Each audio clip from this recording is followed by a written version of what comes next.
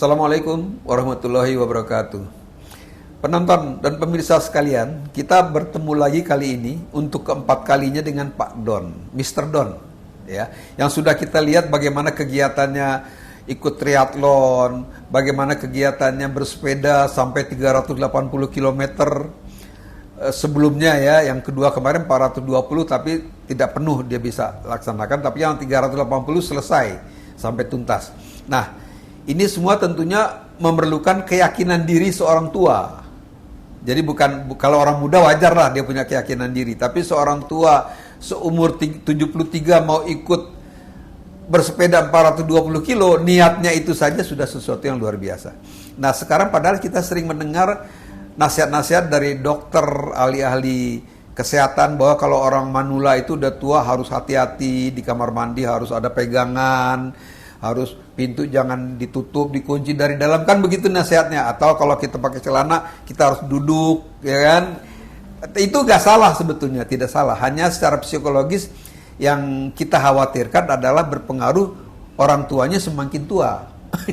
Jadi kalau saya melihat Pak Don kemarin, ini kan beda sekali gitu. Jadi ini kita akan berbincang dengan Pak Don bagaimana Pak Don itu mempunyai keyakinan bahwa dia bisa ikut triathlon umur 70 tahun gitu kan. Dan dia bisa ikut sepeda 380 km padahal umurnya sudah 70 tahun, kan begitu kan. Kemarin ini dia ikut 420 km. Itu kan harus didasari dengan keyakinan orang tua, ya kan, keyakinan seorang tua untuk ikut itu. Ini bukan anak muda nih. Nah, bagaimana Pak Don bisa meyakini bahwa dia akan sanggup melaksanakan hal tersebut? Bukan tanpa dasar tentunya. Nah, kita akan dengar dari Pak Don bagaimana cara dia memelihara itu semuanya dan membuat keyakinan untuk bisa melaksanakan apa yang tantangan-tantangan yang dihadapi. Nah, kita bertemu lagi dengan Pak Don untuk keempat kalinya ya Pak Don ya. Assalamualaikum warahmatullahi wabarakatuh. Waalaikumsalam warahmatullahi wabarakatuh. Nah, kita lanjutkan Pak Don karena kita sudah berbicara tentang olahraga yang Pak Don lakukan selama ini, renang, lari, ya kan, naik sepeda, kan kita sudah ceritakan semuanya di episode yang lalu. Nah, sekarang kita tentunya meningkat kepada yang lebih, istilahnya menunjang kegiatan Pak Don tersebut.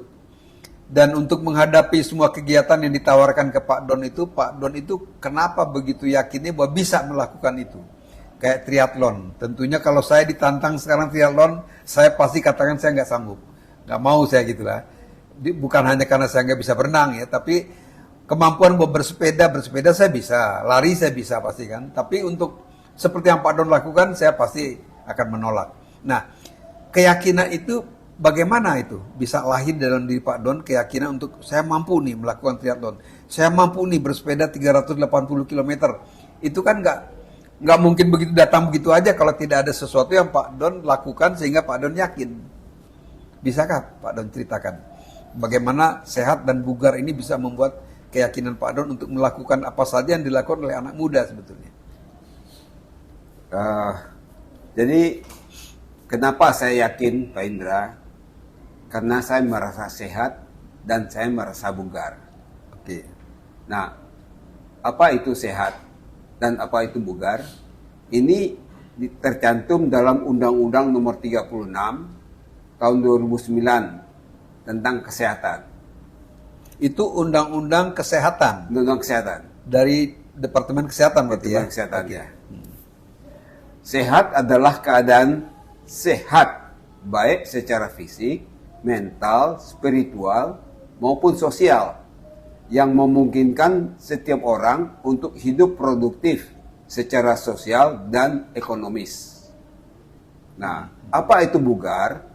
Bugar adalah kemampuan tubuh untuk melakukan kegiatan sehari-hari dengan penuh energi dan setelah menyelesaikan kegiatan tersebut masih memiliki semangat dan tenaga cadangan untuk menikmati waktu senggang dan siap untuk melakukan kegiatan lain yang mendadak atau tidak terduga.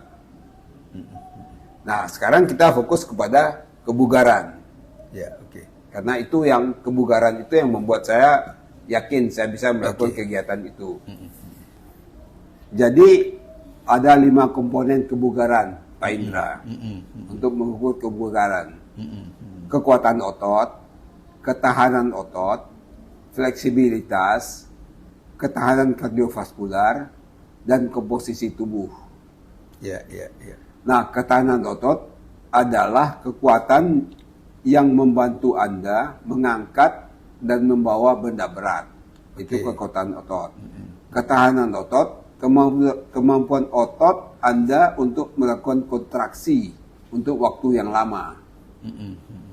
Kemudian fleksibilitas, kemampuan otot dan sendi untuk melakukan gerakan dengan rentang yang luas.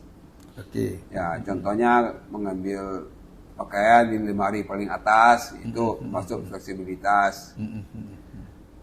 Ketahanan kardiovaskular, kemampuan tubuh untuk mengikuti olahraga seperti berlari, jogging, berenang, bersepeda, dan apapun yang memaksa sistem kardiovaskular Anda. Sistem kardiovaskular itu adalah paru-paru, jantung, dan pembuluh darah. Untuk bekerja dalam waktu yang lama. Komposisi tubuh, untuk memenuhi syarat kebugaran, pria harus memiliki komposisi lemak tubuh lebih rendah dari 17%. Jadi komposisi lemak tubuh pria itu yang ideal itu 17%. Di bawah 17%. Sampai ke bawah ya, 17% ke bawah. Kalau untuk wanita? Untuk wanita 24%. Sebetulnya range-nya pria itu antara 10 dan 20%. Tapi kalau di bawah 17% itu bagus. Ya. Pak Don sendiri komposisi lemaknya? 14,1%. 14,1%? Ya. Berarti antara 17 sampai 10 tuh ya?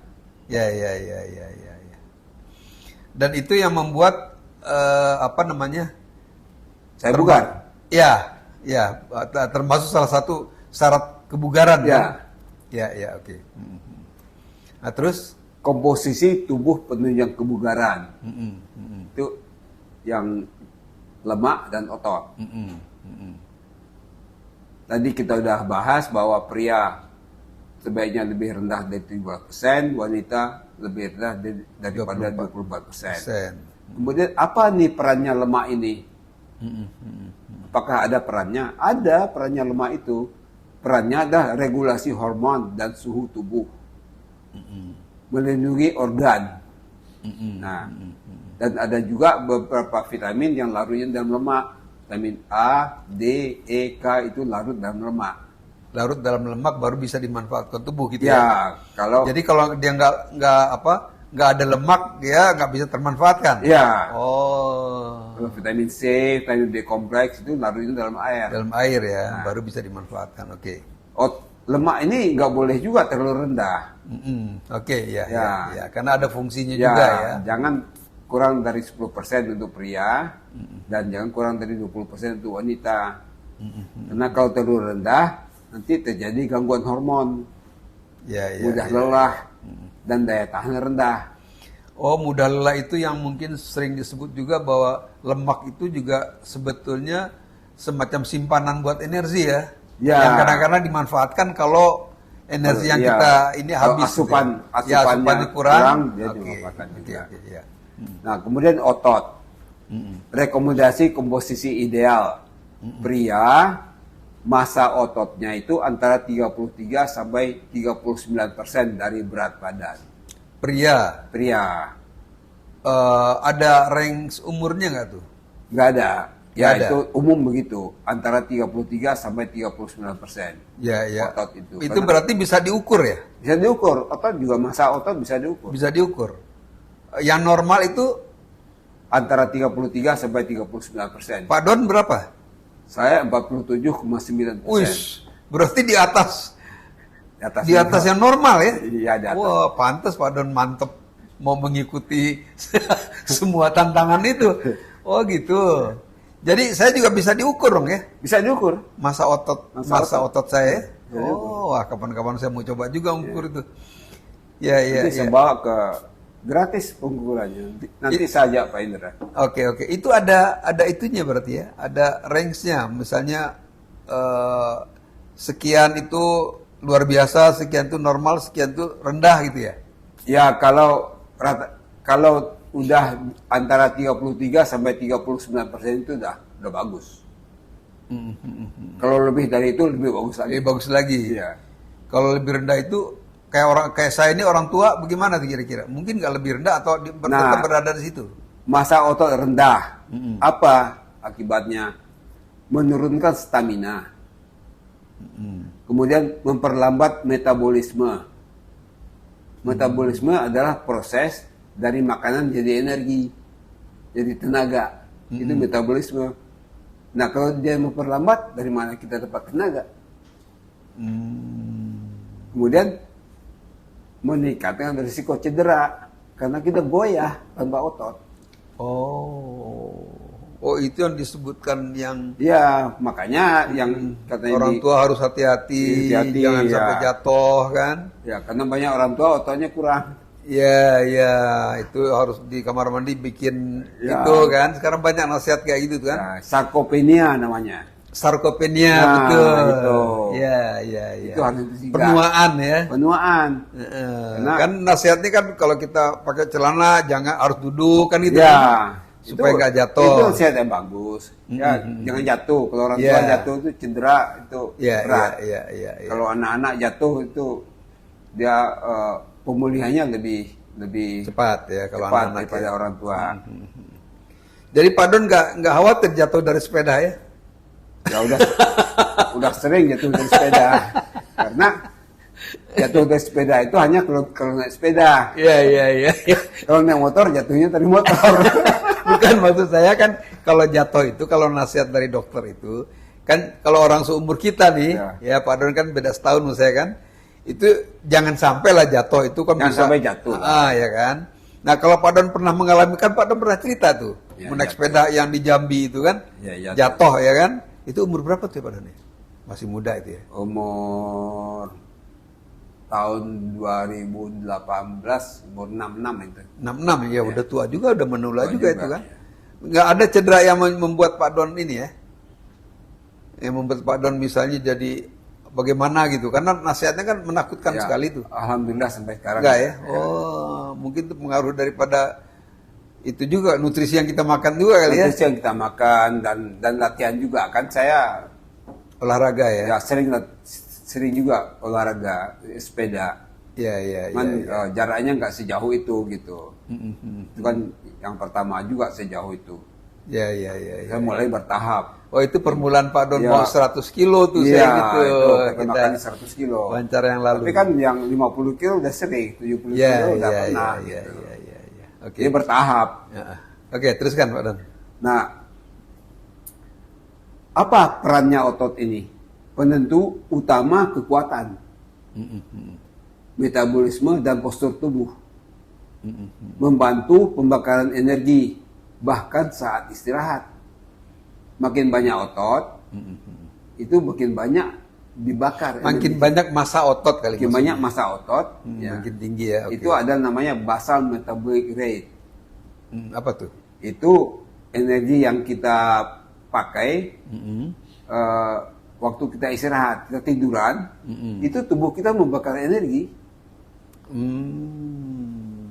untuk bernafas, paru-paru, jantung, peredaran darah. Nah, itu yang paling besar sebetulnya energinya. Ya, ya, ya, ya, ya. Jadi energi ini kan harus kita input terus, harus masuk Input, terus ya. Kita dapat dari makanan. dari makanan. Ya. Kemudian dibakar dalam tubuh, diproses jadi tenaga. Nah, proses jadi tenaga itu perlu asupan yang benar makanannya. Kemudian perlu oksigen, dan dalam proses itu perlu ada vitamin, perlu ada mineral gitu. Jadi kualitas dari makanan yang masuk ke dalam tubuh kita Itu itu sangat berpengaruh terhadap tenaga Sangat yang akan kita menentukan, pakai ya. ya. Oh. Ya kan kalau bensin beda tarikannya Pertalite Iya, sama Pertamax Pertalite Turbo. apalagi yang Pertamina ya. Oke. Kan beda tarikannya. Iya, iya, iya. Nah, iya. terus Jangan sampai juga dapat yang palsu nutrisinya ya. ya mendukung performa olahraga dan aktivitas harian. Nah, kalau masa otot tinggi, ini meningkatkan kekuatan, performa dan metabolisme. Ya, ya, ya, ya. Nah, Masa otot ini berarti bisa menurun dong ya kalau kita Bisa pakai. menurun. Kalau kita pakai olahraga nih misalnya kan. Ya kan? Kan kita capek. jadi setiap saat dalam tubuh kita ada pembentukan massa otot dan penurunan massa Masa otot. otot. Oh. Itu selalu ada. Oh, iya, iya, iya. Nah, Selalu terjadi lah ya. Yang terjadi. Nah, ada penurunan dan ada pembentukan. Ya, oke. Nah, pembentukan ini tentu butuh bahan, bangunan. Kalau kita bangun rumah kan perlu bata. Ya. Nah, kalau untuk otot ini batu batanya adalah protein. Oke. Itu bahan Jadi protein kita harus cukup protein harus dan cukup. berkualitas kali ya. Ya. Nah, protein itu juga ada dua macam. Ya. Nah, protein itu sebetulnya adalah kumpulan asam amino. Oke. Nah, bagian kecil dari protein itu asam amino. Tubuh kita 20 asam amino. 11 namanya non esensial. Itu yang bisa dibuat dari tubuh. Yang 9 esensial. Harus dapat dari makanan. Tubuh nggak bisa bikin. Jadi 9-9-nya harus ada dalam proteinnya. Untuk kita bisa memelihara masa otot. Atau Pertama jumlahnya, kemudian isinya. Oke. Yang Iya. 9 itu harus ada. Ya harus ada itu untuk apa? Ya untuk membangun otot. Fungsinya beda-beda. Oh. Ada otot yang Membangun otot kembali Nah, ya. ya. Oh gitu. Oke Pak Don. Jadi kan berarti kita harus memelihara massa otot kita itu dengan asupan protein, ya kan? yang cukup. Yang cukup, ya kan? Yang cukup dan berkualitas lah kan. Nah sekarang karena protein itu, massa otot kita itu terpakai setiap hari, ya kan? Berarti kan juga setiap hari harus diinput dengan protein, Ya. kan begitu kan? Dari mana kita bisa dapatkan protein tersebut sehari-hari? Nah, jadi pertama kita perlu tahu kebutuhan protein kita. Ya, Ya. Itu minimum 0,8 gram per kilogram berat badan. 0,8 gram per kilogram berat badan. Ya, idealnya 1 gram per kilogram berat badan. Itu ideal. Idealnya Tergantung dari keaktifan sebetulnya. Kalau kita aktif, itu kita butuh 1,2 sampai 1,6 Oh, lebih gram tinggi ya. per kilogram berat badan. Nah kalau yang normal segitu berarti kalau berat badan kita 70 kg, berarti kita butuh 70 gram 70 gram Iya. protein setiap hari. setiap hari. Oh, ya. itu Kalau kan- kalau kita sangat aktif, kita butuh 1,4 sampai 2 gram per kilogram berat badan. Bahkan atlet angkat berat itu, dia konsumsi lebih tinggi lagi gitu. Tergantung keaktifan. Iya, saya suka dengar dulu tuh kalau yang binaragawan itu makan telur bisa sampai belasan 2 sampai 20 telur gitu itu maksudnya ya. Begitu. Oh, oke.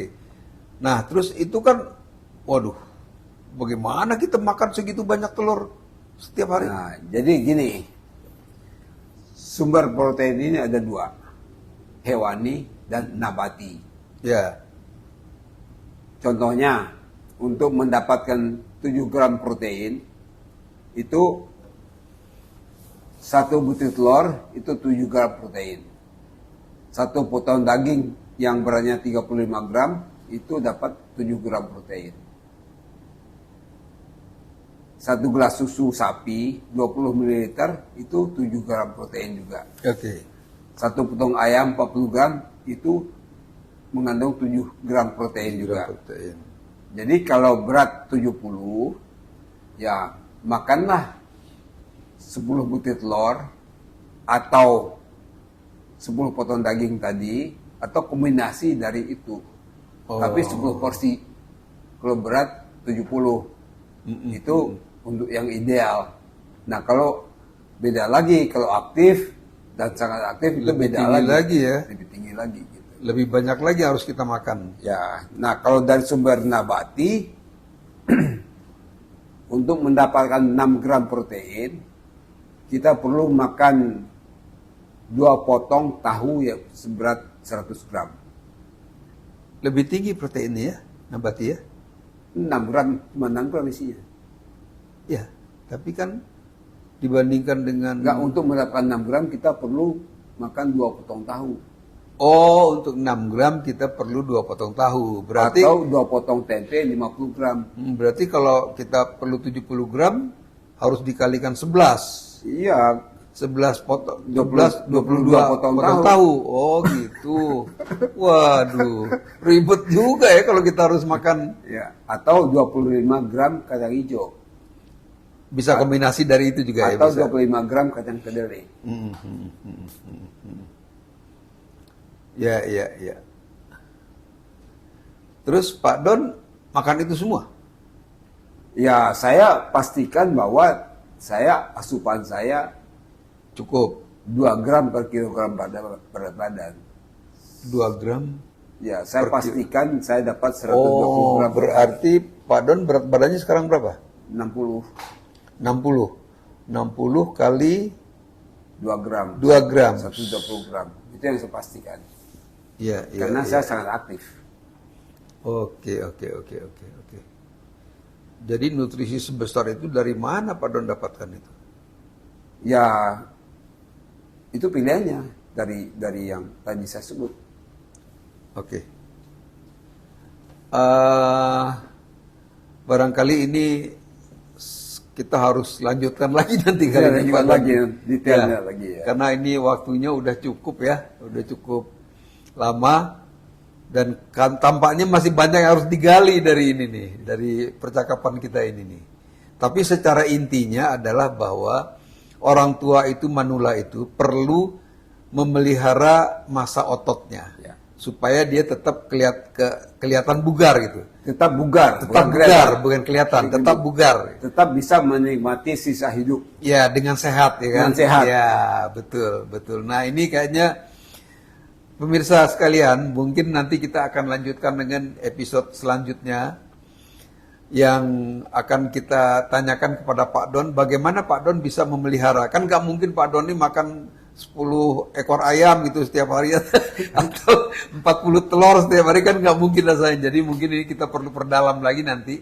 Setelah diseling nanti kan Pak Don akan ini nih ya, berenang ya. Ya, saya akan ikut lomba Sebentar lagi renang. nih. Tanggal berapa nih Pak Don? Hari Jumat minggu depan tanggal 14. Nah, kita ikut ya, boleh saya Ya, boleh ikut boleh. menonton ya. Ya. Oke. Disempatkan. Nah, setelah diseling itu nanti kita lanjutkan lagi Pak Don. Ini kayaknya perlu diperdalam lebih lebih lanjut. Karena kalau dari cerita Pak Don ini kan rasanya kita nggak mungkin kan makan dengan sekian banyak Ya. bahan ya ke setiap Saya hari. kira kan? perlu. Ini pengetahuan yang sangat penting. Karena waktu kita beli mobil, kan kita dapat buku panduan. Ya. Sehingga kita tahu bahan bakar apa yang dipakai, oli apa yang dipakai. Ya. Tapi ya. waktu kita lahir nggak dilengkapi dengan panduan. Iya, Tuhan nggak ngasih panduan ya. Bagaimana kamu umur sekian jalannya? Jadi kita harus cari sendiri itu ya. Berapa kebutuhan protein, berapa Iya, kebutuhan itu. betul. Itu kan di hasil survei. Iya. Tapi kan hasil itu kan udah ada lah sebetulnya kan. Ya, Cuma udah tinggal ada. Ya. bagaimana mendapatkannya supaya efisien. Sebetulnya pemerintah Indonesia itu sudah memberi panduan itu. Jadi ada Permenkes nomor 28 Iya. tahun 2019 tentang angka kecukupan gizi. Oke, nanti kita lanjutkan Pak Don. Ini kalau kita lanjutkan bisa sejam lagi nih kita ngobrol. Demikian pemirsa, mudah-mudahan apa yang kami perbincangkan ini bisa menambah apa istilahnya pengetahuan dari kita semuanya, dan kemudian juga bisa menambah semangat hidup kita untuk kita bisa tetap sehat sesuai dengan umur hidup kita. Kan kalau manusia Indonesia 74 tahun umur hidupnya, kita sehat juga kalau bisa sampai 74 tahun. Gitu kan? Ya, insya Allah. Mungkin dengan kita semua melakukan itu, satu saat nanti umur hidup manusia Indonesia sama dengan umur sehatnya. Ya, amin. Mudah-mudahan. Terima kasih. Assalamualaikum warahmatullahi wabarakatuh. Waalaikumsalam warahmatullahi wabarakatuh. Ya.